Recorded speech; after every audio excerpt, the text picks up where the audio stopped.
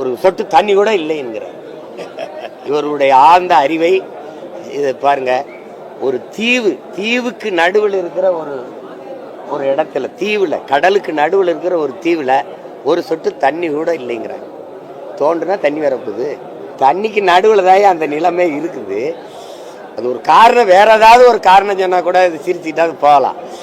இப்படி ஒரு காரணத்தை சொன்னா தலையில் அடிச்சு அழுகிறத தவிர வேற என்ன இருக்குது? நீங்கள் எல்லாம் தலைமையேற்று இந்த நாட்டை, குறிப்பா அது எங்க அண்ணன் செல்வ பெருந்தகை மாதிரி ஆட்கள்லாம் சொல்வதா ரொம்ப வேடிக்கை. 4 பக்கமும் கடல் சூழ்ந்து இருக்கிற ஒரு நிலத்துக்குள்ள தோண்டுனா அப்படிங்கிறங்க, ஒரு கைட்டு அப்படி தோண்டினாலே தண்ணி வந்துடும். அதுல தண்ணி இல்லை, அதனால கொடுத்தோங்கிறீங்க. தண்ணி இல்லைங்கிறதான் காரணமா? சரி, தார் பாலைவனம், இந்த ராஜஸ்தான்ல இருக்க பாலைவனத்தெல்லாம் கேட்டா தண்ணி இல்லைன்னு கொடுத்துருவீங்களா? இது என்ன ஒரு காரணம் பாருங்க. இதெல்லாம் கொடுத்து எவ்வளவு காலம் ஆயிடுச்சு நீங்க பாருங்க.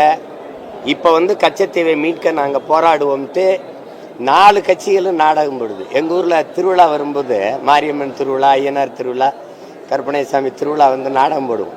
அது மாதிரி இப்போ தேர்தல் திருவிழா வர்றதுனால இந்த கச்சத்தீவு மீட்பு நாடகத்தை போடுது. நம்ம முந்தா நாள் தான் எடுத்து கொடுத்துருக்காங்க. அதனால இன்னைக்கு மீட்க இவங்க தீர்மானம் போடுறாங்க. கொடுத்த 4 பேர் இந்த காங்கிரஸ் கூட இருந்து அது கைகட்டி பதவிக்காக நின்னது இந்த திமுக.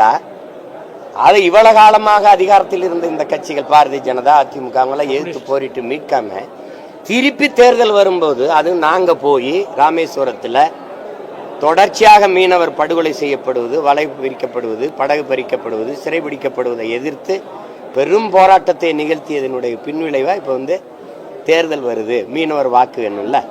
சரி, அதெல்லாம் விடுங்க. அது அந்த நாடகம்.